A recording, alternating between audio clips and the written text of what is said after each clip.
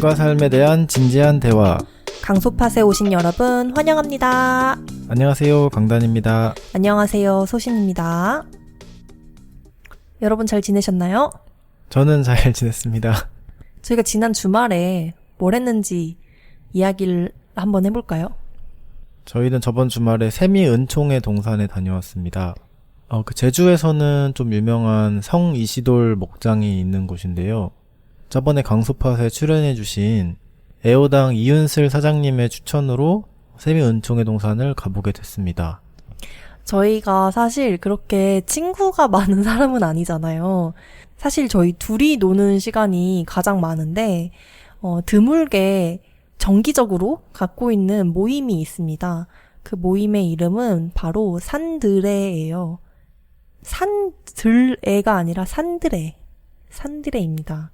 근데 이름에 들어있는 산과 들이라는 단어에 걸맞게 한 달에 한 번 모여가지고 제주의 산과 들, 바다같이 그냥 예쁜 곳을 다니는 그런 소박한 모임인데요. 저희 두 사람에 더해서 이제 세 친구가 같이 다니는 그런 모임이에요. 이번에 다녀온 곳이 아까 강다님이 얘기해주신 세미은총의 동산이었습니다. 성 이시돌 센터 안에 카페 이시도르라는 곳이 있는데 빵을 되게 다양하지는 않지만 식빵이나 크로와상, 치아바타, 소금빵 이 정도 있었던 것 같아요. 세미은총의 동산을 추천해주셨던 이윤슬 사장님이 동산이 너무 좋다는 얘기랑 함께 그 카페에 빵을 꼭 먹어야 된다고 추천을 해주셨거든요. 그래서 뭔가 주객이 좀 전도된 것 같긴 하지만 그래도 잘 먹고 왔습니다.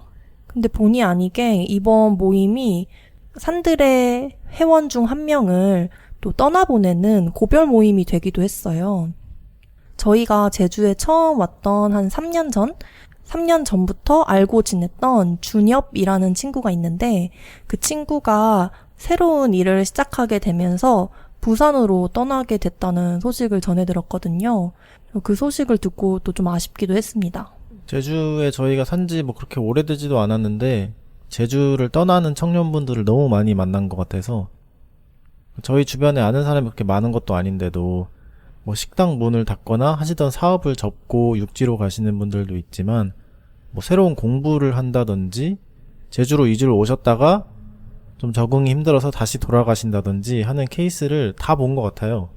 작년 말 올해 초 들어서는 진짜 친구로 지냈던 가까운 사이도 제주를 떠나는 경우가 많아서 그런 소식을 들을 때마다 마음이 조금 쓰리고 착잡해진다고 해야 할까요? 아쉽더라고요. 저희가 제주에 와서 새로운 친구를 꽤나 사귀었다고 생각을 했는데 이제 그중에 지금 과반수가 다 육지로 넘어가셔가지고 이제 남은 분이 손에 꼽습니다, 진짜. 그러니까 요즘 한국의 수도권 집중화가 너무 심하고 청년들은 다 서울로 가고 이런 문제 의식은 다 있잖아요. 그쵸. 근데 이렇게까지 실감하는 건 저도 살면서 처음인 것 같아요. 체감이 될 만큼 떠나가는 사람도 많지만 사실 아직도 멋있는 청년들 제주도에 많기 때문에 그분들이 저희를 찾아주셨으면 좋겠습니다.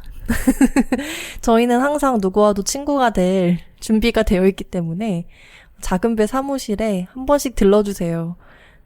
같이 좀 친구도 되고 그 지역살이를 함께 하는 입장으로서 멋진 일도 좀 도모해볼 수 있는 그런 동료들이 제주에 많이 생겼으면 좋겠네요. 저희 작은 배에 또 좋은 소식이 하나 있잖아요. 떠나는 사람이 있다면 남아서 그 자리에서 또 할 일을 하는 사람도 있어야 되니까 저희는 또 작은 배만의 일을 열심히 하고 있었는데요. 그 중에 좀 좋은 소식 하나를 전하자면 바로 작은 배 TV가 개국했다는 소식입니다. 지금껏 강소팟에서도 몇 차례 알려드리긴 했는데 저희가 유튜브 채널을 원래 운영을 하고 있었어요. 원래는 제가 개인적으로 취미처럼 운영했던 채널인데 이름이 고소신 채널이었습니다. 그걸 최근에 강단과 소신 채널로 잠깐 바꿨다가 이제는 정식으로 작은배 TV로 명칭을 바꿨습니다. 작은배 TV로 명칭을 바꾼 이유가 있나요? 영상을 더 많이 만들고 싶었는데 제가 원래 뭐든 일로 바꿔야 더 신나고 재밌게 하는 체질의 사람이에요. 그냥 취미로는 뭔가를 꾸준히 한다는 게 늘 어려운 편이었는데, 그러다 보니 저희의 이 작은 배로서의 새로운 모습들을 영상으로 담아내고 싶으면서도 그냥 취미처럼 보이게 하면 좀 추진력이 안 난다고 할까요?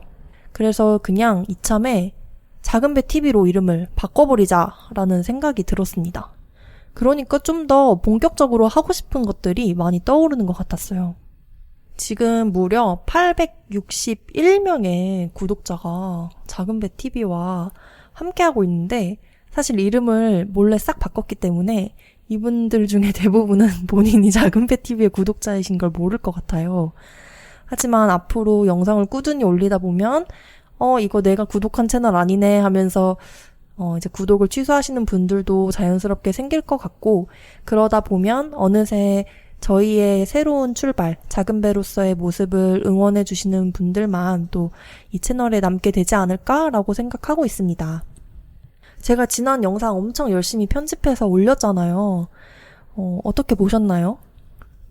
저 일단 영상 녹화를 그 소씨님이 대학 시절에 샀던 그 캠코더로 하시잖아요. 네. 근데 그게 그 좀 뭔가 복고풍처럼 화질이 낮다 보니까 좀 옛날 느낌이 나서 그것만으로 좀 재밌고, 그리고 이게 캠코더로 찍는 거다 보니까 좀 핸드폰에서 찍을 때 좀 생각하지 못한 구도를 많이 만드는 것 같아요.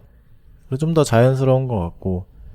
일단 그 작은 배 TV의 담당자로서 최대한 자연스러운 저희의 일하는 일상을 담고 싶었거든요. 영상을 위해서 뭔가 꾸며진 모습을 보이기보다는 실제 저희 두 사람이 평소에 어떤 고민을 하고 어떻게 일을 진전시켜 나가는가, 그런 걸 좀 담고 싶다는 욕심이 있습니다. 그 첫 번째 영상으로 어떤 책을 만들고 싶은가를 담은 영상을 송출했습니다. 그 영상을 보시면 작은 배가 앞으로 출간할 첫 책의 주제에 대해서도 나와 있어요. 첫 책의 주제는 일단 죽음인데요. 저희 두 사람은 뭐 산책을 하면서든 뭐 커피를 마시면서든 대화를 통해서 그 흔히 회사에서 하는 회의를 하잖아요. 그쵸? 이제 그러다 보니까 그냥 우리가 평소에 하는 대화를 녹화를 해놔서 그게 자연스럽게 보시는 분들에게도 좀 전달이 됐으면 좋겠다. 자연스럽게 뭔가 브이로그와 미팅이 합쳐진 그런 영상이 나온 것 같네요. 저는 개인적으로 마음에 들고, 저희가 이전에 운영했던 치즈레이지 식당을 처음 창업하겠다고 마음 먹고 난 이후에도 레시피를 개발하는 과정이라던가 저희 두 사람이 어떤 식당을 만들고 싶은지 그런 거에 대해서 계속 글을 썼어요. 그리고 그 글을 읽어주셨던 분들이 결국 저희를 가장 응원해주시는 손님이 됐고, 지금까지도 인연을 계속 이어오는 분들도 있는데, 솔직한 일상을 그냥 영상에 계속 꾸준히 몇 명이 보든 상관없이 담아내는 것만으로도 결국엔 의미가 아주 클 거라는 걸 그때의 경험을 통해 저는 지금 알고 있거든요. 그래서 영상을 만드는 일이 너무너무 즐겁더라고요. 그럼 강서파 친구들이 남겨준 댓글을 한번 읽어보겠습니다. 먼저 작은배닷컴 블로그에 굿걸님이 남겨주신 댓글인데요. 저와 커미님의 에피소드였던 12화의 후기예요. 커미님이 강단님께 또 다른 버전의 나라고 한 게 감동이었어요. 서로에게 그런 사이가 있다는 게 참 좋을 것 같아요. 두 분 사이 더 응원합니다 하고 하트를 남겨주셨습니다. 하트 앞에 더 중요한 게 있는데, 괄호, 물음표, 괄호. 두 분 사이를 응원한다는 게 참 귀엽네요. 친구 이상의 사이라고 느끼셨을 수도 있을 것 같아요. 방송에서도 한번 언급해 주시긴 했는데, 그 커미님과 강단님이 영상통화로 긴 대화를 나누고 나면 제가 데이트 다녀왔다고 하잖아요. 친구 둘이 만나서 뭐 어디 카페를 가거나 식사를 하거나 술을 한잔 하거나 그런 게 아니라 온전히 대화만 한다는 게 진짜 밀도 깊은 사이라고 생각하거든요. 근데 12화에 강단님과 커미님의 그런 사이가 잘 담긴 것 같아서 저도 들으면서 정말 뿌듯하더라고요. 저 12화 같은 경우는 그 카미님에게 친구로서 아주 좋은 선물을 한 것 같은 느낌도 들어서 기분이 좋더라고요. 엄청 열심히 편집했다. 커미님 듣고 있니? 다음은 유튜브에 영선전 4383님이 남겨주신 댓글입니다. 강소팟이 유튜브 작은배 TV 채널에서도 청취가 가능한데 이것도 12화 에피소드에 남겨주신 댓글이에요. 화이팅! 딱 3글자 남겨주셨는데 사실 제가 이 댓글 가져온 게 제가 12화 오프닝 때 컨텐츠를 만들어 가는 입장에서 듣고 계신 분들 혹은 글을 읽는 분들이 남겨주신 댓글에 너무 큰 힘을 얻는다 라고 이야기를 했어요. 근데 꼭 그 이야기를 듣고 뭐라도 남겨줘야겠다라는 생각에 적어주신 3글자인 것 같아서 꼭 감사하다는 말씀 전하고 싶어서 여기 가져와 봤습니다. 영선전님 감사합니다. 감사합니다. 본격적인 대화를 시작하기에 앞서 방송 참여에 대해 안내해 드릴게요. 작은배 블로그 작은배닷컴을 방문하시면 강단과 소신의 글을 읽을 수 있습니다. 방송에 대한 후기는 블로그에 댓글로 남겨주세요.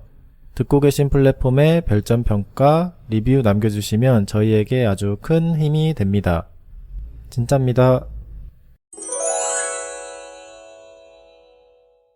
강소파 13화는 과로 시리즈로 다시 돌아왔습니다. 오늘 저희 두 사람이 이야기 나눠볼 단어는 바로 소비입니다. 저희 두 사람이 어떤 것에 돈을 쓰고 어떤 것에는 돈을 쓰지 않는가.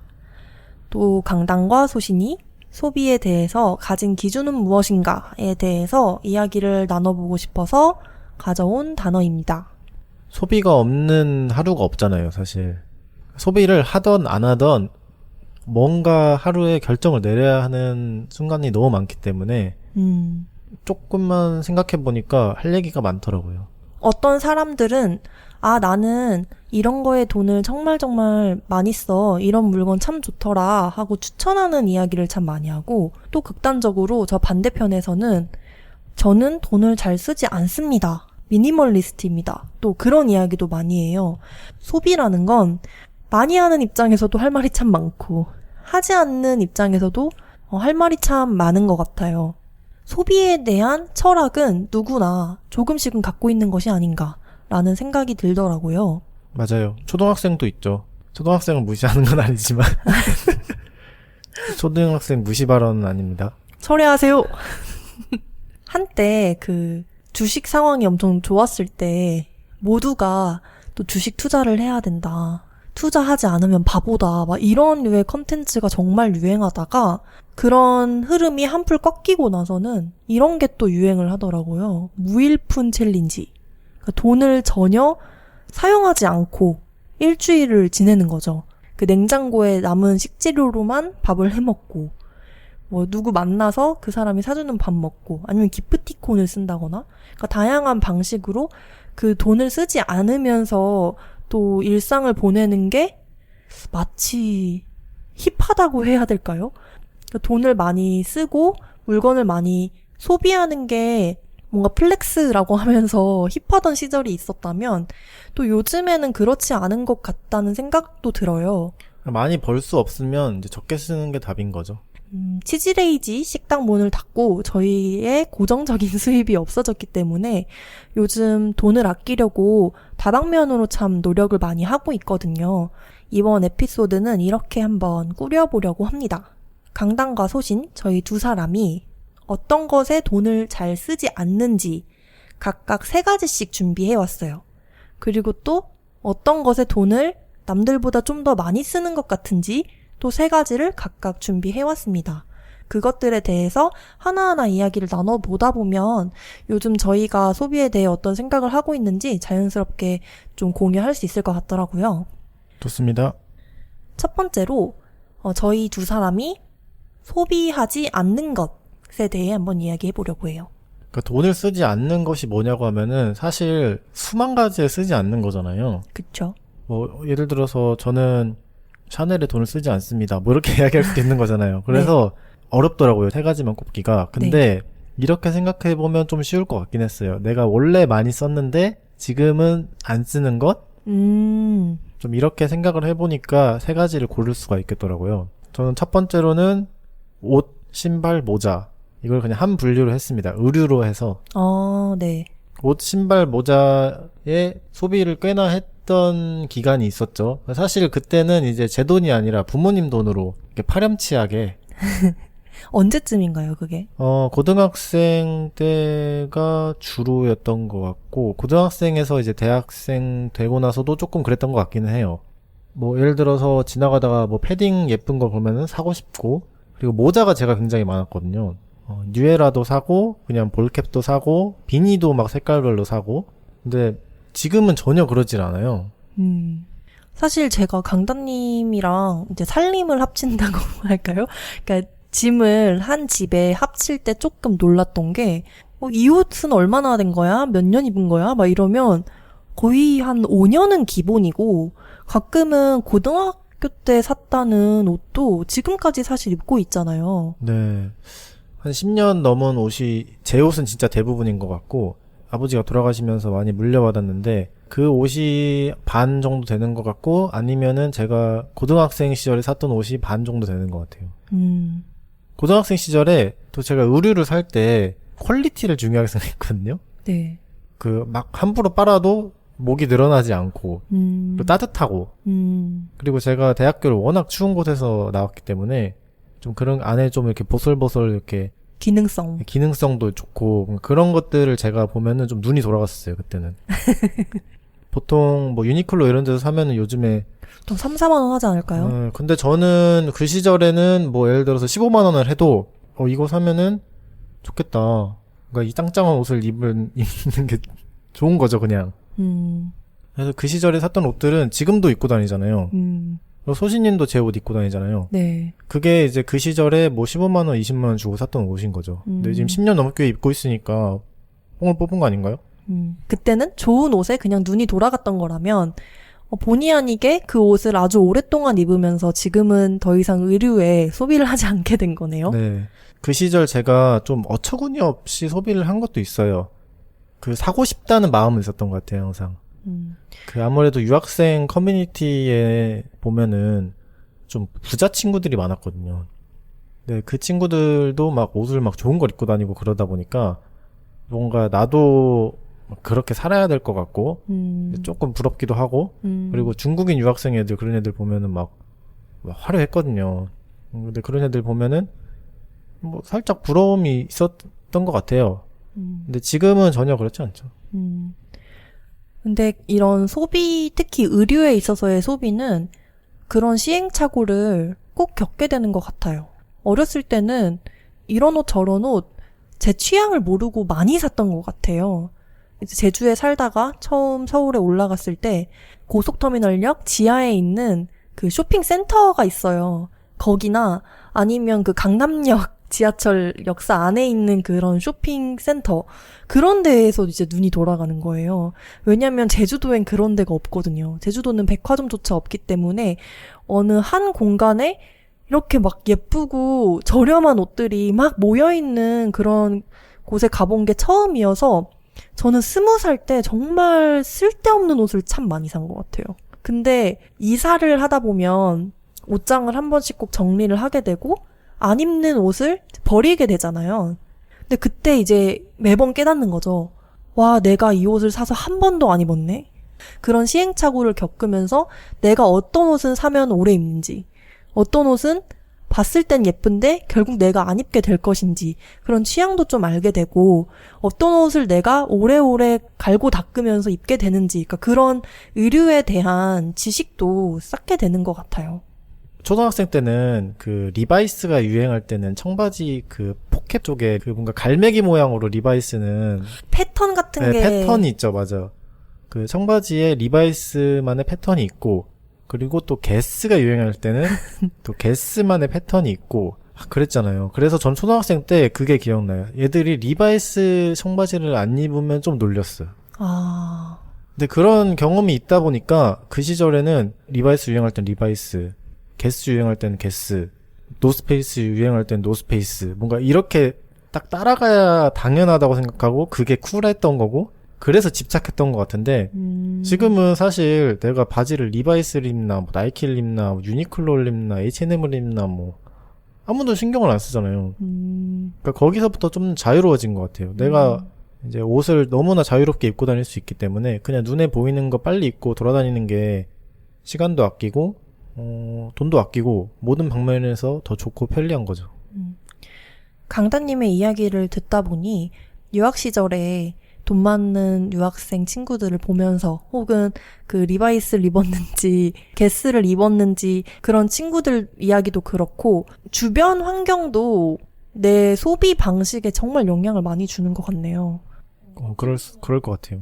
어찌 보면 지금 강다님 옆에는 그런 브랜드를 따지는 사람, 좋은 옷을 입어야 꼭 좋다라고 이야기하는 사람들이 없는 거죠. 그래서 좀 자유를 느끼는 것 같기도 하고. 맞아요. 뭐 제 주변에 너 뭐 시계 뭐 차고 다니냐, 뭐 차 뭐 타고 다니냐 이런 거 궁금해하는 사람 없거든요.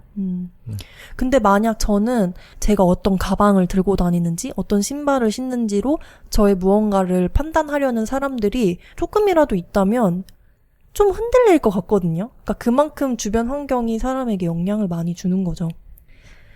다음으로 제가 소비하지 않는 것에 대해 한번 얘기해 보려는데요.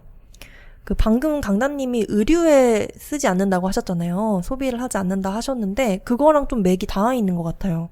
저는 화장품에 더 이상 돈을 쓰지 않게 된 것 같더라고요. 제가 언제부터 화장을 안 했나 곰곰이 생각해 보니까 한 대학교 2학년 때쯤이었던 것 같아요. 돈을 어디에 쓰느냐가 결국에는 내가 시간을 어디에 쓰느냐와 같은 문제고, 그리고 그건 또 내가 무엇을 중요하게 생각하냐와 동의어인 것 같더라고요. 그 화장을 하려면 아침에 일찍 일어나야 되거든요. 아침에 뭐 9시에 나가려면 8시엔 일어나야 되는 거예요. 근데 어느 순간 저는 아침잠이 참 많기 때문에 아침에 예쁘게 화장을 하는 것보다 좀 더 자는 게 저한테 중요해졌고, 그런 시간이 좀 길어지다 보니까 이후에는 또 저를 치장하는 일보다 좀 더 중요한 삶의 문제들이 있었던 것 같아요. 그때 또 그 존재론적 고민을 하던 20대 초반 때, 난 어떻게 살아야 할까? 나는 뭐 하면서 밥을 벌어 먹어야 될까? 그런 문제들이 좀 저한테 중요하게 되면서 또 관심이 좀 더 없어졌던 것 같고, 또 그 시간이 길어지다 보니까 지금은 사실 화장을 안 해도 되는 게 됐는데, 그게 기본값이 됐는데 굳이 할 필요가 있나? 라는 생각을 하게 된 거죠. 그래서 사실 제 화장대에는 로션도 없습니다. 좀 극단적이긴 한데 저희가 로션 대신 아주 애용하는 게 있잖아요. 저희는 요즘 바세린을 쓰고 있어요. 처음 그 강단님이 먼저 바세린을 쓰기 시작하셨잖아요. 어쩌다가 바세린을 얼굴에 바르게 된 거죠? 제가 바세린에 대한 관심은 옛날부터 있었는데, 오. 어딜 가도, 세계 어딜 가도 뭐 약국이나 마트에 가면 바세린이 있거든요. 근데 제가 우연히 유튜브에서 어떤 영상을 봤는데, 피부과 의사분이었는데 그분이 바세린을 뭐 30일 동안 바르는 그런 영상이었던 것 같아요. 테스트하는? 네네네. 바세린을 바르면서 피부가 좋아지더라. 바세린도 종류가 많더라고요. 알아보니까. 그 로션 형태로 나오는 것도 있고 다양한데, 지금 저희가 말하는 바세린은 진짜 그 꾸덕한 좀 네네. 기름 같은 그 기름 바세린이에요. 오리지널 바세린. 네, 오리지널 바세린이죠. 일단 가성비가 좋다니까 좀 솔깃해서 써봤는데 확실히 좋더라고요. 좀 엄청 기름질 것 같은데 얼굴이 별로 기름지지도 않고. 강단님이 그 마트에 장 보러 갔다가 꼭 그 카운터에 계산하는데 옆에 보면 껌이나 립밤이나 그런 것들이 진열이 돼 있잖아요. 거기에 바세린이 있었어요. 그래서 강단님이 그걸 보고 이참에 하나 사야겠다 싶어서 그 장바구니에 넣으셨죠. 그리고 이렇게 바르는데 저는 옆에서 보면서도 좀 미심쩍었어요. 저걸 얼굴에 발라도 되나? 사람들 만날 때마다 다 강단님한테 뭐 요즘에 좋은 일 있냐? 얼굴이 왜 이렇게 좋냐? 계속 그러니까 제가 옆에서 이제 솔깃하는 거죠. 그래서 그때부터 저도 로션을 바르지 않고 바세린을 살짝 떠서 얼굴에 펴 바르듯이 바르기 시작했는데 상상과 다르게 너무 미끄덩거리거나 찐득거리지 않고 그 얇게 보호막을 쳐주는 그런 느낌이 있어요. 그래서 밖에서 봤을 때는 조금 번들거려 보이고 답답해 보일 순 있지만 막상 바른 입장에서는 진짜 산뜻하거든요. 게다가 아침에 바르면 저녁까지 네. 수분감이 이어져요. 저는 진짜 혁신이라고 생각합니다. 근데 심지어 너무 저렴하잖아요. 네, 일단 가성비가 너무 좋아서 그게 만족스럽고, 그리고 화장품도 또 비싸면 한없이 비싼데, 그리고 브랜드가 너무 많아서 하나에 정착하기도 또 어렵잖아요. 그 고르는 시간이 너무 오래 걸리는 것 너무 같아요. 오래 걸려요, 너무 오래 걸려요. 올리브영 가면은 뭐 이게 좋나 저게 좋나 또 이런 고민이 많다 보니까 바세린 하나에 정착하는 거는 아주 좋은 것 같고, 저희 어머니가 또 요즘 바세린에 관심이 많으셔서 바세린 박사가 되셨더라고요. 저희가 추천해드렸더니 또 유튜브로 공부를 많이 하셨더라고요. 저희 엄마가 박씨여가지고 지금 바세린 박으로 부르고 있는데 그 바세린 박이 알려주신 거는 그냥 바세린만 바르는 것보다는 바세린 전에 또 수분크림이나 이런 걸로 수분을 채워주고 그 위에 뭔가 보호막처럼 바세린을 싹 발라주면 좋다고. 게다가 저는 얼굴을 폼 클렌징으로 씻은 것도 좀 오래됐어요.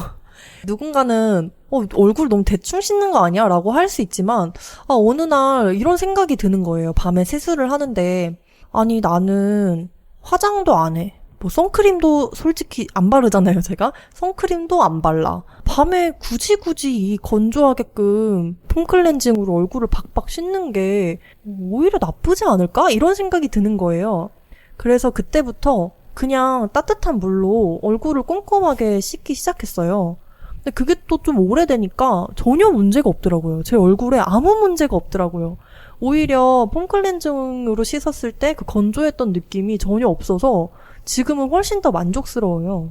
그래서 이렇게 생각하다 보니까 제가 화장품에는 정말 거의 한 푼도 쓰고 있지 않구나 라는 결론에 이르렀습니다. 근데 이것도 마찬가지로 강다님 말처럼 예전엔 많이 썼는데 지금은 더 이상 소비하지 않는 부분인 것 같아요. 화장품을 소비하지 않는다는 게 주 내용이어야 하는데 바세린 홍보 요즘에 이렇게 막 뷰티 유튜버 분들 있잖아요. 그런 분들 제가 막 팔로우하지 않아도 이렇게 쇼츠같이 랜덤으로 콘텐츠를 보여주는 곳에서는 자주 노출이 되거든요. 저에게도. 보면 너무 멋있고 재밌어요. 그러니까 그분들한테는 화장이나 혹은 강다님이 돈을 잘 쓰지 않는 이런 옷이나 이런 걸로 본인을 보여주는 게 중요한 거죠. 근데 어느샌가부터 그런 외적인 걸로 저를 보이는 게 별로 중요하다고 느끼지 않았던 것 같아요. 왜 그럴까 생각하면 별로 그런 부분을 요구받지 않아서 그랬던 것 같아요. 저는 심지어 다녔던 회사들이 다 작은 회사였기 때문에 추리닝을 입고 출근을 해도 아무도 저에게 눈치를 주지 않는 그런 분위기였거든요. 뭐 꼭 정장을 입어야 한다거나 뭐 구두를 신어야 한다거나 그런 환경이 아니었기 때문에 제가 그런 부분에 있어서 훨씬 자유로울 수 있었고 그래서 그냥 저한테 더 중요한 다른 것들에 신경을 쓸 수 있었던 게 아닌가라는 생각을 합니다. 다음으로 제가 소비하지 않는 것은 게임입니다. 요즘 모바일 게임이 특히 유행하고 있다는 걸 느끼는 경우가 많아요. 근데 제가 초등학생 때 게임의 소비를 제일 많이 했던 것 같거든요. 이제 이것도 이제 엄마 돈으로, 아빠 돈으로. 어머님 혹시 아시나요? 그때 그 시절에 유행했던 게임이 거상, 그리고 메이플 스토리, 뭐 건즈, 뭐 이런 게임을 제가 했었는데 당연히 결제하는 게 있었거든요. 그러니까 거상에는 제 기억에 손자병법이라는 아이템이 있었어요. 그 아이템이 그 시절 24,000원으로 제가 기억하고 있습니다. 이거 근데 기억하는 게 확실하진 않아요. 근데 엄청 비싼 아이템이에요. 근데 그 아이템을 이제 현질을 하면은 그 안에 캐시로 팔 수가 있는 거죠. 이제 그러다 보니까 집 전화기로 손자병법을 결제합니다. 아, 당시에는 이게 전화요금에서 네, 나가게. 집 전화기 ARS 결제가 있었어요. 메이플 스토리도 이제 캐시 아이템들이 되게 많았었는데 그 시절에 캐릭터 좀 꾸미고자 좀 많이 샀었고. 제가 소비하지 않는 것 다음으로는 안경이 있는데 제가 20살 때 라식을 했어요. 이제 그 이후로 안경을 잘 안 썼는데 안경을 오랫동안 썼다 보니까 라식을 했음에도 불구하고 안경을 가끔씩 좀 쓰게 됐거든요. 그냥 패션으로요? 아니면 패션이죠, 사실. 근데 또 이제 그게 가끔씩 욕심이 나더라고요. 근데 저는 패션에 별로 관심이 없을 때도 이상하게 안경에는 좀 관심이 갔었어요. 그리고 안경을 쓰면은 좀 안경 뒤에 내가 좀 살짝 숨는 듯한 느낌? 내향이 내 마음인가? 지금도 괜히 눈이 침침하거나 컴퓨터를 또 요즘 더 많이 보잖아요. 저희가 출판사 하면서 그런 시간이 많아지면은 안경을 쓰면 눈의 피로가 좀 덜 하려나? 그러니까 이런 괜한 기대. 안경을 쓰면은 괜히 좀 내가 멋있어 보일 것 같다는 기대를 하는 것 같아요.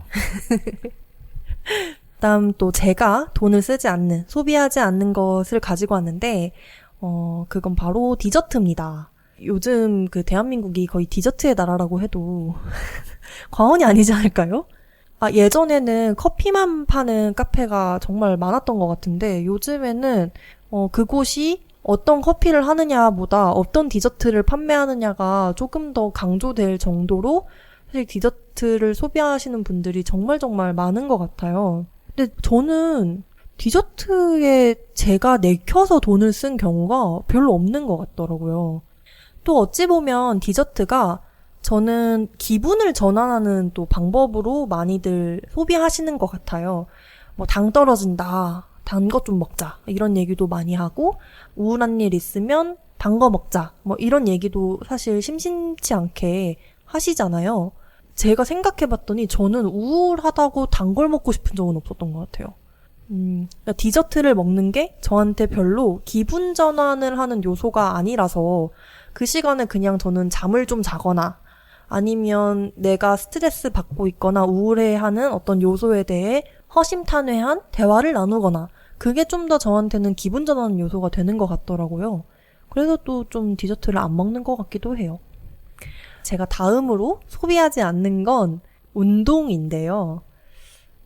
제가 이번 에피소드를 준비하면서 내가 어디에 돈을 쓰는가, 돈을 쓰지 않는가를 생각하다 보니까 결국에 내가 어디에 시간을 쓰는가, 쓰지 않는가를 생각하게 됐다. 이런 비슷한 얘기를 앞서 드렸는데 그런 의미에서 운동에 돈을 안 쓴다는 건 어찌 보면 운동에 시간을 쓰지 않는다는 거잖아요. 물론 요즘에는 막 홈트 영상 이런 거 너무너무 잘 돼 있기 때문에 집에서 혼자 열심히 어떤 비용을 들이지 않고 운동하시는 분들 너무 많지만 저에게 있어서 운동이란 돈을 쓰지 않으면 잘 하지 않게 되는 약간의 강제성 같은 게 필요한 그런 영역이거든요.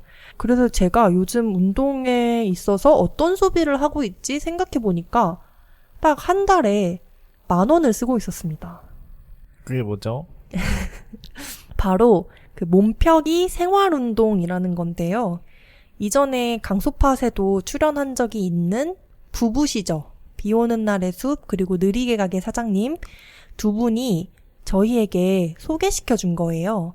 홍지원 사장님의 어머님께서 이 몸펴기 생활운동의 사범님이세요. 그러니까 사범님이라 하면 이 몸펴기 생활운동을 누군가에게 가르쳐 줄 수 있는 자격이 있는 지도자신 거죠. 마스터. 그렇게 저희도 일주일에 한 번씩 온라인으로 만나서 그 사범님의 지도에 따라 이 몸펴기 생활운동이라는 걸 하고 있어요. 제가 몸펴기 생활운동을 하면서 느낀 건 아주 기본적인 근력운동 플러스 스트레칭인데 여러 가지 소도구들을 사용하면서 1시간 반 정도 진행이 돼요. 그래서 아무런 운동을 하지 않을 때보다는 몸이 조금 더 가벼워지는 느낌은 있지만 저를 더 건강하게 만드는데 중요하진 않은 것 같더라고요. 그래서 좀 이 운동을 하면서 다른 운동을 곁들여야 할 것 같은데 요즘 그 부분에 있어서 좀 소홀한 게 아닌가라는 생각이 드네요. 그러니까 몸펴기 생활운동을 매일 한다면 운동이 더 될 것 같은데 저희가 또 일주일에 한 번만 하다 보니까 사실 일주일에 한 번 1시간 반 스트레칭 하는 거잖아요. 그렇죠. 몸은 확실히 풀리긴 하는데 이 유산소 운동이나 근력 운동이다 이렇게 보기는 좀 어렵죠. 제가 오늘 아, 내가 소비를 잘 하지 않는 부분에 운동이 있구나라는 걸 이 에피소드를 준비하면서 깨달은 이후에 좀 반성을 했고, 그렇다고 해서 앞으로 뭐 운동복을 사거나 헬스장에 등록하거나 이런데 소비를 하고 싶다기보다 좀 소비를 하지 않으면서도 꾸준히 운동을 지속해 나갈 수 있는 방법이 무엇이 있을까? 그런 걸 좀 강다님과 얘기를 나눠보고 싶다. 이런 생각이 들었습니다. 이렇게 돈을 들이지 않고 운동을 하려면 환경을 만드는 게 참 중요한 것 같아요.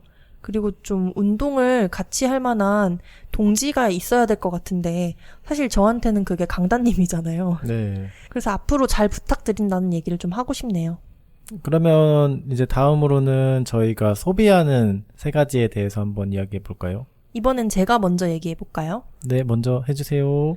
제가 많이 소비하는 걸 좀 골라보려고 최근 카드 사용 내역을 봤어요. 근데 압도적인 게 하나 있었는데 당근 중고거래였습니다. 당근에서 뭘 사셨나요? 아, 저는 일단 이것부터 얘기해야 될 것 같아요. 당근으로 좋은 제품을 사는데 좀 자부심이 있습니다. 당근에서 좋은 제품을 구하려면은 그만큼 당근 확인을 많이 하는 게 중요한 것 같은데, 네. 이제 저희가 식당을 그만두고 이제 식당이었던 공간을 사무실로 재바꿈하면서 물건들이 몇 개 필요했잖아요. 네. 근데 그런 물건들이 저희가 또 자금이 좀 딸리기도 하니까 당근에서 많이 알아보시면서 그만큼 시간 투자를 많이 하신 것 같아요. 맞습니다. 네, 그래서 노력의 결과로 인해서 아주 저렴한 제품을 잘 구한 거 아닌가. 지금 강단님이 좀 애둘러 얘기하신 것 같은데 사실 제가 최근에 좀 당근 중독자였습니다. 아, 중독이라고 하면은 좀 그렇고 집념이 강한 거죠. 어떻게든 그 득템을 하겠다는 중독이 맞는 것 같기도 하네요. 이게 정말 당근의 매력이 뭘까? 왜 계속 어떤 물건을 살 때 당근에서 사게 될까? 그게 제가 가지고 있는 미스터리거든요. 요즘에는 필요한 게 생기면 뭐 쿠팡이나 네이버 같이 이렇게 새 제품을 살 수 있는 플랫폼에 먼저 검색하기 전에 저는 무조건 당근에 검색을 하는 것 같아요. 5만 원만 넘어가도 저는 무조건 거의 당근에서 사는 것 같습니다. 일단은 한번 사면 오래 쓰는 것들 있잖아요. 특히 가구가 그런 것 같은데, 그리고 좀 세월이 흐른 가구에 그 멋이 있다 보니까 저는 오히려 예를 들어 소파를 산다고 하면은 새 소파 사는 것보다 일단 좋은 소파를 중고면은 뭐 반값 아니면 반값에도 살 수 있으니까 그냥 저렴하게 사는 게 훨씬 좋지 않나. 그리고 제주도는 일단 가구를 새 거를 사려면은 배송비도 많이 내야 되고 배송 자체가 안 되는 경우도 안 많죠. 되기 때문에 제주에서는 가구 거래는 그래서 당근이 좀 답인 것 같아요. 당근에서 제가 물건을 살 때 진짜 중요하게 생각하는 게 딱 두 가지인데 하나가 가성비 그리고 두 번째가 유니크함이거든요. 근데 저는 이 두 가지가 다 갖춰져야 당근에서 좋은 물건을 산다는 느낌을 받는 것 같아요. 그러니까 예를 들어서 가성비는 너무너무 좋은데 이 제품이 좀 너무 평범하게 생겼거나 그냥 쿠팡에 검색해서 새 제품으로도 살 것 같으면 저는 차라리 새 제품을 사요. 그리고 또 중고 물품의 특성상 특히 또 오래된 제품이라면 내가 지금 이걸 안 사면 언제 또 살 수 있을지 모른다라는 그 위기의식이 있어서 당근이 좀 중독적인 게 아닌가.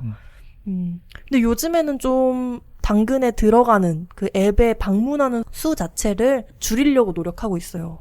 너무 쓸데없는 것까지 사고 싶어져서 요즘엔 좀 경각심을 가지려고 노력하고 있습니다. 중고 물품을 거래하는 문화 자체가 원래도 있었지만 당근 앱이 생기고 나서 더 활발해진 건 맞는 것 같아요. 명품이나 아니면 전자기기 같은 특정 카테고리가 아니라 정말 모든 물건을 당근에서 사실은 판매를 하니까 나이 불문, 성별 불문 당근 앱을 사용하고 있는데 저는 아주 많은 면에서 긍정적이라고 생각하거든요. 새 제품을 덜컥 사는 것보다는 중고 물건을 먼저 사용하는 게 좋다고 생각하기 때문에 좀 이렇게 합리화를 해보네요. 다음 강단님은 어떤 것에 소비를 하시나요? 저는 첫 번째로 일단 책을 가지고 와봤는데 요즘 제가 어디에 소비를 가장 많이 했냐 하면은 아마도 책에 많이 소비를 한 것 같더라고요. 그래서 지금 읽지 않은 책이 너무 많아요. 이 소비하는 속도와 읽는 속도가 있는데 소비하는 속도가 너무 빨라요. 책은 빨리 읽을 수가 없잖아요. 그쵸. 그리고 빨리 읽는 게 좋지 않다고 생각하고. 근데 책을 사고 싶은 마음을 계속 들다 보니까 이제 헌책방에 가면은 뭐 두세 권씩 사고 막 이러다 보니까 책이 지금 많이 쌓여 있는 상태고. 작년 생일에 특히 좀 책 플렉스 하시지 않았나요? 네, 그때도 뭐 생일 선물을 그냥 책으로 다 사버렸으니까. 제가 어디서 사냐고 하면은 첫 번째로는 저희가 많이 이야기했던 헌책방에 가서 사는 게 있고, 그리고 두 번째로는 이북, 그 전자책을 무료로 살 수 있는 웹사이트들이 있어요.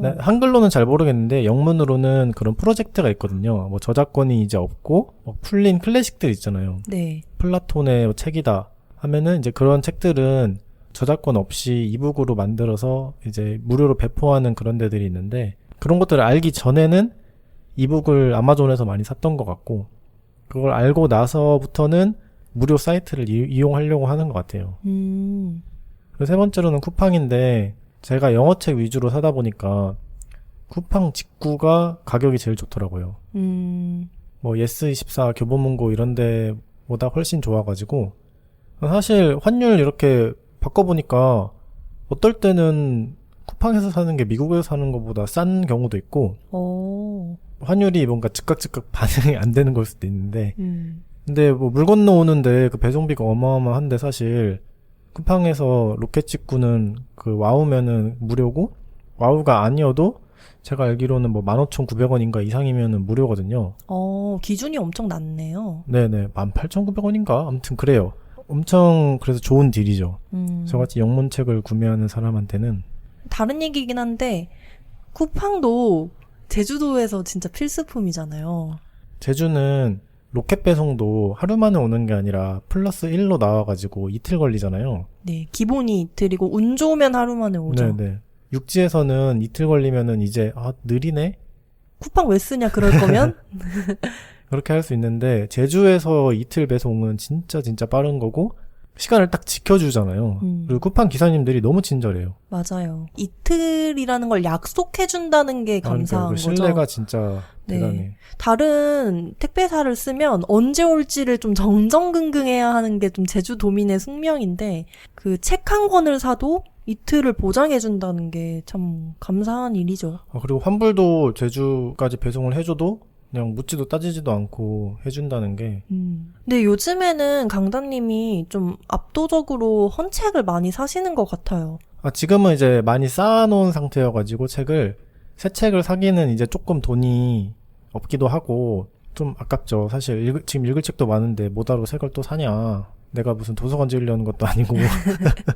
그러다 보니까 이제 헌책을 샀는데, 제주에 있는 헌책방에 가도 영문 서적들은 상태가 좋은 것들이 많거든요. 그러다 보니까 이제 하나 둘씩 계속 모으고 있는 것 같아요.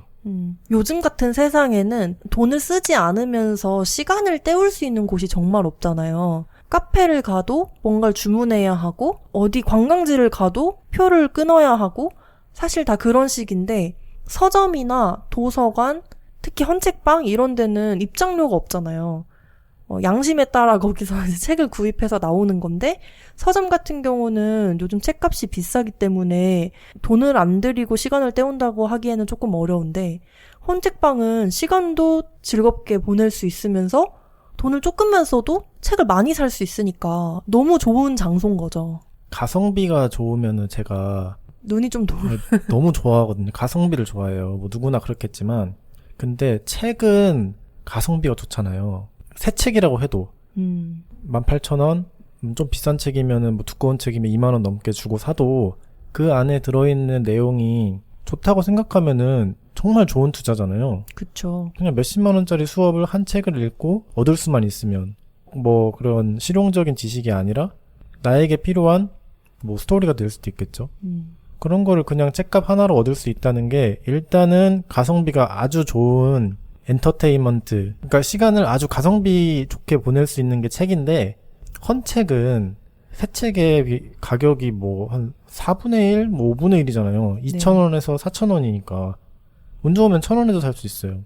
이제 말이 안 되는 네, 거죠. 근데 그 돈을 주고 이 책으로 사실 하루 종일 읽어도 부족한 경우가 많잖아요. 하루 동안 아주 좋은 시간을 보낼 수 있다는 게 가슴 깡패다. 네, 그 책에 대한 내용은 구화, 독서에 대한 강단과 소신에서 이야기를 많이 했기 때문에 이제 그만해도 될 것 같고 그리고 그 다음 것도 제가 먼저 이야기할까요, 그러면? 네. 그 다음으로는 제가 어디에 돈을 많이 쓰냐 하면은 소프트웨어에 돈을 많이 쓰더라고요. 그러니까 인터넷 서비스 구독에 많은 돈을 쓰고 있다. 근데 그럴 수밖에 없는 게 저희가 운영하고 있는 웹사이트가 있잖아요. 작업배닷컴도 있고 그 개인적인 프로젝트로 운영하는 그 치즈레이즈 리뷰를 보여주는 reviews.치즈레이즈.com도 있고 그리고 개인 블로그 하시는 분들을 모아가지고 보여주는 또 블로그 만세라는 프로젝트도 웹사이트로 운영하고 있고 그런 웹사이트를 다 호스팅하는 데는 또 서버가 필요하잖아요. 네. 그래서 일단 그 서버 비용이 꽤나 많이 들고 그 작은배닷컴 같은 경우는 한 달에 10불 정도 내고 있어요. US 달러로. 그때그때마다 다르긴 한데 한 12,000원 정도 나간다고 보면 될 것 같고 네. 그리고 그 다음으로는 제 개인 블로그와 기타 프로젝트를 호스팅하는 또 서버가 있잖아요. 네. 그 서비스가 한 달에 한 23,000원, 4,000원 정도 나가요. 그러면은 둘이 합쳐서 이제 한 35,000원 정도 제가 이제 한 달 고정 비용으로 서버 비용으로 나가고 있는 거죠. 그리고 도메인 비용이 또 있잖아요. 네. 뭐 작은배닷컴 같은 경우는 1년에 한 15,000원 정도. 네. 다른 도메인들도 비슷하거든요. 네. 그러면 제가 도메인으로도 1년에 한 45,000원 정도 내고 있다. 그러니까 이렇게 조금씩 쌓이다 보면은 한 달에 제가 이제 한 5, 6만 원씩 소프트웨어에 쓰고 있는 거예요. 비개발자 치고 정말 많은 돈을 쓰고 계신 게 아닌가. 뭐 그런 것 같아요. 왜냐면 제가 좀 이런 거에는 좀 욕심이 있어요. 새로운 게 딱 보이면은 눈이 초롱초롱하면서 한번 써보고 싶다 이런 생각이 들거든요. 앞서 강다님이 그 소비하지 않는 것에 게임 이야기를 하셨잖아요. 게임이라는 게 아주 많은 사람들이 취미로 하고 어떤 취미생활에 돈 쓰는 게 아깝지 않은 것처럼 게임에서도 현질을 하는 거죠. 근데 강다님은 그 개발을 하는 게 취미여서 소프트웨어 구독에 돈을 안 아끼시는 것 같아요. 개발도 개발인데 그 외로도 제가 쓰는 비용이 좀 있거든요. 뭐가 있죠? 예를 들어서 검색도 네. 그 KAGI라는 서비스가 있는데 이게 그 광고 없는 검색 사이트예요. 네. 이걸 만든 제 회사를 엄청 좋아하기도 하고 굉장히 소규모 팀인데 검색 결과가 일단 기본적으로 구글보다 좋아요. 한글 검색도 잘 되고 그리고 광고가 없고 좀 내 방식대로 커스터마이징도 할 수 있고 웹사이트 개발을 하다가 모르는 게 있으면 검색을 진짜 많이 하거든요. 네. 이제 그런 거 했을 때 결과가 더 잘 나와서 제가 좀 좋아하는데 그것도 이제 한 달에 10불 내고 있습니다. 그리고 이거는 이제 일주일 전에 한번 구독을 시작한 게 있는데 dev.me라고 DABBLE.me예요. 설정을 해놓으면은 매일마다 저한테 이메일을 보내줘요. 그러면은 제가 이 이메일에 답장을 하면 이 답장을 한 내용이 차곡차곡 쌓여서 나만의 일기가 되는 거거든요. 이게 한 달에 3불, 그러니까 한 달에 한 5,000원 정도? 4,500원? 근데 이거를 제가 어떤 분이 추천해줘가지고 한번 나도 써볼까 해서 써보고 있는데 매일마다 쓰게 되더라고요. 사실 매일 글을 쓴다는 게 쉬운 일이 아닌데 노트를 해놓지 않으면은 까먹을 만한 내용들 그런 거 생겨도 그냥 이메일로 답장하면은 좀 느낌이 다르긴 하더라고요. 좀 더 편하게 친구한테 답장하듯이 하니까 이런 서비스에 투자하는 게 이것도 이제 투자 대비 아웃풋이 큰 것 같아요. 내가 얻는 게 좀 많아요. 이렇게 소프트웨어를 새로운 게 나오면 써보고 그걸로 또 개발도 해보고 그러니까 그게 취미인 거네요. 왜냐면 지금 저한테 이 얘기를 해주는데 막 신났어요. 지금 강다님이 좀 신났고 많은 취미들이 또 소비하는 데서 끝나는데 지금 얘기해주신 서비스들, 소프트웨어는 그냥 소비해서 끝나는 게 아니라 또 창작으로 이어지는 취미잖아요. 생각해보니까 그렇네요.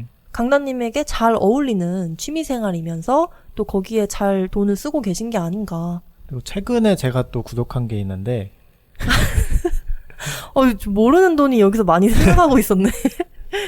마이크로 닷 블로그라고 소셜 미디어 같은 건데 이것도 한 달에 5불씩 내야 돼요. 네. 가장 싼 플랜이에요. 5불도 있고 10불짜리도 있는데 저는 5불짜리를 구독하고 있다는 점 알려드리고 싶고 마이크로 닷 블로그는 그 마스토돈이라고 탈중앙화된 트위터 같은 서비스가 있어요. 꽤나 오래된 서비스인데 이 마이크로 닷 블로그 계정이 있으면은 마스토돈에 있는 계정도 내가 팔로우를 할 수가 있어요. 연동돼 있다 생각하면 그렇죠. 되나요? 이게 회사는 다르지만 같은 프로토콜을 사용하기 때문에 다른 서비스를 이용하는 계정이라도 내가 팔로우를 할 수가 있는 거죠. 이 마이크로 닷 블로그는 나만의 또 블로그를 바로 만들어줘요. 또 내가 짧게 그 트윗처럼 이렇게 써서 올리면은 그 글들이 다 블로그에 올라가는 거죠. 그러니까 트위터랑 블로그를 합친 버전. 좀 정확하게 이야기하자면 그 마스토돈과 블로그를 합친. 네. 근데 이런 서비스들을 이제 합쳐가지고 그 인디 웹 서비스라고 많이 하더라고요. 그러니까 무슨 인디 밴드처럼. 네. 그러니까 사실 좀 주류가 아닌 거죠. 그 뭐 트위터나 인스타그램이나 이런 게 좀 주류잖아요. 네. 근데 그 주류에서 벗어나서 좀 탈중앙화된 서비스를 이용하고 싶어하는 사람들이 있어요. 그게 강단님이고요. 그렇죠. 뭔가 좀 새로운 형태의 소셜 미디어인데 제가 인터넷에 이게 속해 있는 커뮤니티에서는 이런 거에 대한 논의가 항상 활발해요. 그러니까 좀 비주류 좀 비주류 논의일 수도 있긴 한데 이제 아무튼 그래서 저도 마이크로 닷 블로그를 구독을 하고 있어요. 근데 이게 제가 인디 웹을 좋아해서도 그렇고 그리고 저희가 그 작은 배의 또 모토 중에 하나가 글로벌로 나아간다는 거잖아요. 그쵸.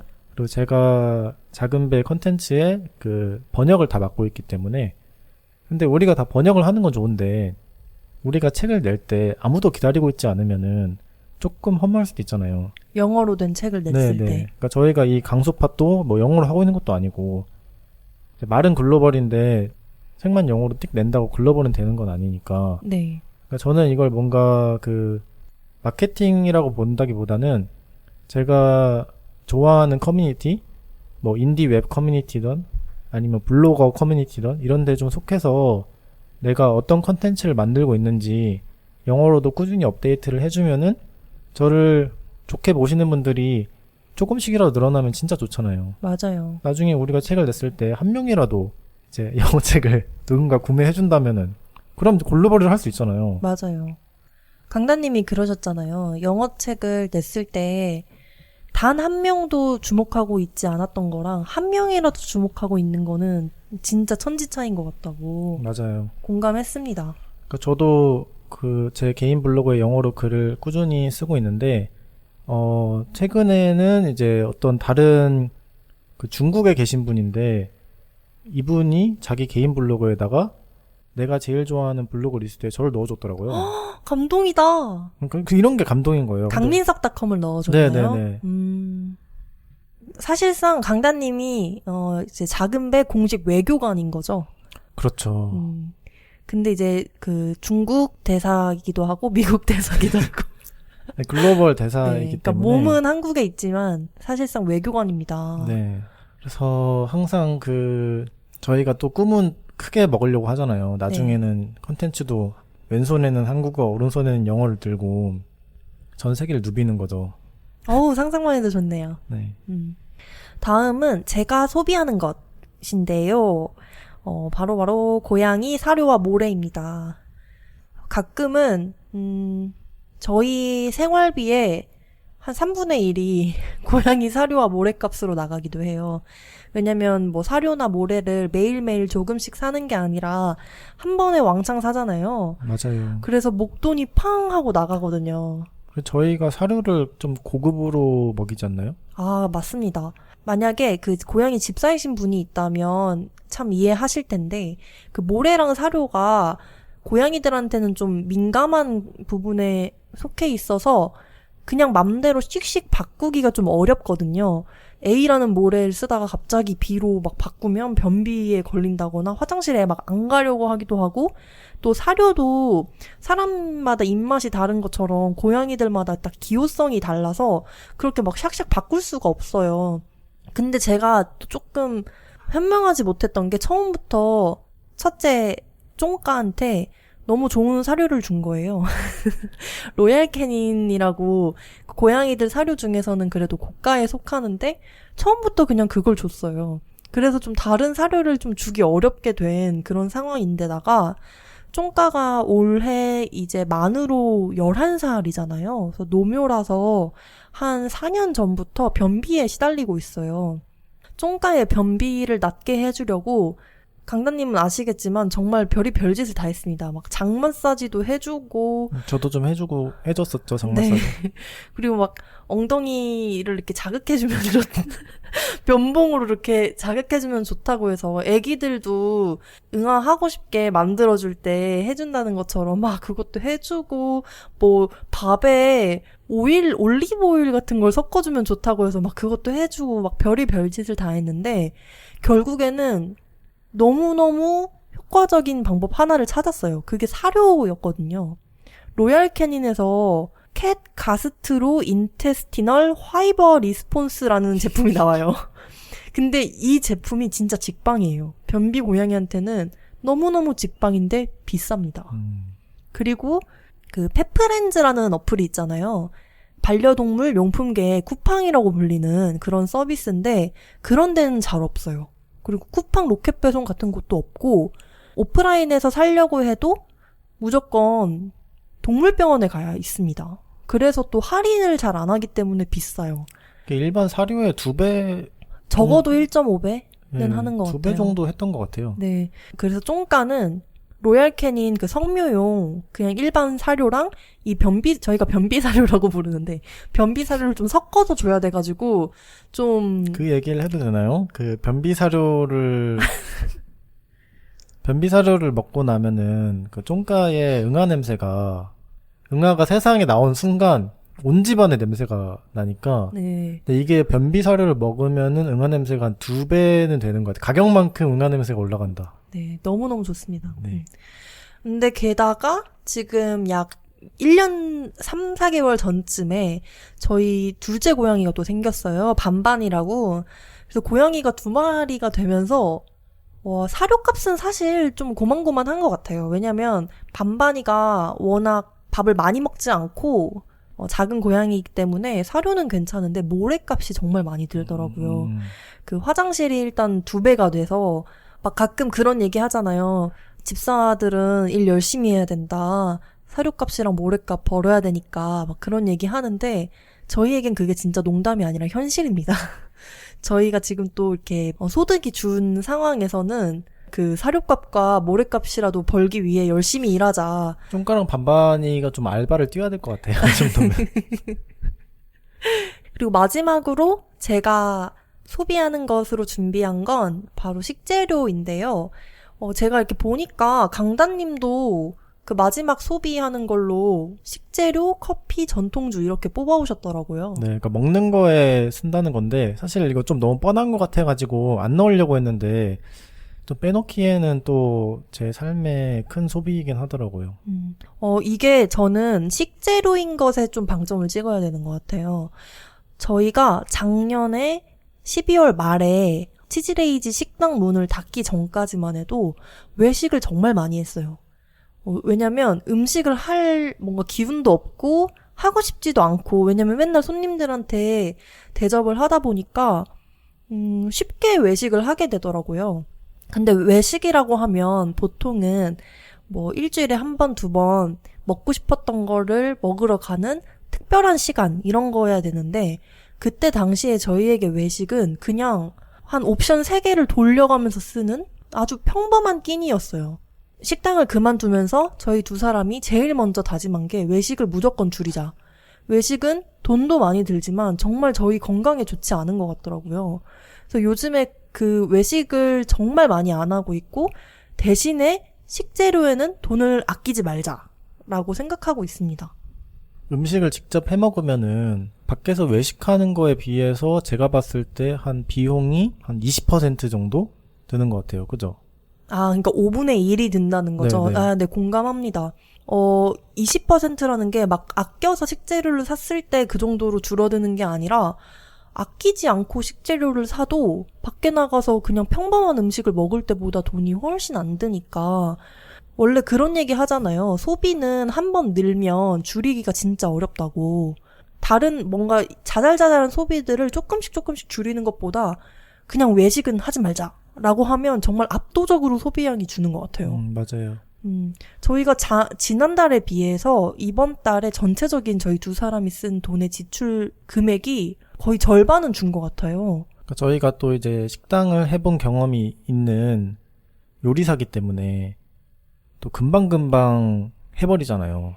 식사 음식을. 준비를. 네, 식사 준비를 금방금방 하기도 하고 또 어떻게 하면은 저렴하지만 푸짐하게 할 수 있는지도 좀 아는 것 같고 이제 그 노하우가 담겨 있기 때문에 좀 더 이제 편해진 것 같아요. 직접 음식을 해 먹는다는 게. 맞아요. 근데 그래서 외식은 확실히 줄일 수 있는데 그 저희가 커피도 대부분 다 직접 내려 먹지만 또 카페에 가서 커피를 마시는 경험은 그 나름의 맛이 있잖아요. 저희 일상이 사실 좀 단조로운 편이기 때문에 가장 쉽게 환기할 수 있는 방법이 좋아하는 카페에 가서 커피를 마시는 일인 것 같아요. 요즘에는 저희가 지금 일주일씩 돌아가면서 식사 당번을 하고 있어서 또 식사 준비를 하는 사람은 일주일이 조금 분주하지만 그렇지 않은 사람은 또 자기가 해야 할 일에 집중할 수 있는 시스템을 잘 갖춰가고 있는 것 같아요. 저는 요즘 외식에는 돈을 안 쓰고 대신 식재료에 아끼지 않고 또 외식하는 게 시간도 많이 쓰이는 일이거든요. 이렇게 어디를 왔다 갔다 해야 하니까 그런 시간도 좀 아끼면서 본질에 좀 집중하는 좋은 시기를 보내고 있다라고 생각을 하고 있습니다. 오늘은 괄호 시리즈 소비에 대한 강단과 소신을 한번 나눠봤는데 소신님은 오늘 대화 어떠셨나요? 저희가 가계부를 안 쓰잖아요. 그래서 내가 어디에 돈을 쓰고 어디에 안 쓰지? 이런 걸 좀 꼼꼼히 따져본 게 정말 오랜만이라는 생각이 들더라고요. 근데 결국에는 나는 여기에 돈을 많이 쓰네. 근데 이게 내가 진짜 중요하다고 생각해서 쓰고 싶어서 썼던 건가? 아니면 내가 여기에 돈을 안 쓰네. 돈을 좀 쓰면서 시간도 써야 될 것 같은데 너무 아꼈네. 막 이런 생각도 하게 되고 그러니까 소비라는 게 진짜 내가 중요하다고 생각하는 거, 요즘에 내가 좀 집중하는 거, 이런 거를 보여주는 지표가 되는구나, 라는 걸 좀 깨닫게 되는 시간이었던 것 같아요. 강단님은 어떠셨어요? 저도 마찬가지인 것 같은데, 이 지금의 내 소비 패턴이 어떤가를 좀 돌아보면은, 제가 일단 의류에 돈을 안 쓴다고 했잖아요. 네. 옷, 안경, 이런 거에 이제 신경을 안 쓰는 사람이 됐다. 근데 그러면은 그 소비 패턴을 보는 것만으로도 10년 만에 내 삶이 어떻게 바뀌었는지 좀 알 수 있었던 시간이었던 것 같고 지금은 이제 책과 소프트웨어 두 가지에 돈을 쓰잖아요. 네. 그러니까 내가 돈을 쓰는 곳이 어딘지 알면은 내가 무엇을 좋아하고 내가 어떤 삶을 살고 싶은지 조금 더 알 수 있게 되는 것 같다. 이것도 투자잖아요. 시간과 돈을 어디에 투자하고 있냐. 근데 저는 지금 생각할 때는 책과 소프트웨어는 진짜 좋은 투자라고 생각하기 때문에 좀 마음에 드는 것 같아요. 지금의 나 자신이 좋다. 네, 마음에 드는 것 같아요. 옛날에 20만 원짜리 맨투맨과 안경을 샀을 때보다는 훨씬 나은 것 같다. 20만 원어치 헌책 사면은 굉장하고 20만 원어치 소프트웨어 구독하려면은 장난 아니거든요. 맞네요. 네. 가성비 좋은데 투자를 많이 하고 있어서 굿. 근데 그렇게 생각해보니까 요즘 저는 당근 거래와 고양이 사료 모래에 돈을 많이 쓰고 있는데 나는 어떤 것에 좀 더 내 시간과 애정을 쏟고 싶은가를 생각해보면서 제 가계부에 그 그래프 비중을 좀 바꿔나갈 수 있으면 좋겠다는 생각도 드네요. 강소파 이번 에피소드 들으시는 분들도 내가 새해 들어서 1월에 돈을 어디 많이 썼나, 어디엔 좀 안 쓰고 있나, 이런 거 좀 짚어보시면서 과연 내가 정말 중요하다고 생각하는 것에 적절히 소비를 하고 있는가 한번 짚어보셔도 좋을 것 같습니다. 오늘은 소비에 대한 강단과 소신을 나눴습니다. 저희는 2주 후 일요일에 다시 인사드리겠습니다. 감사합니다.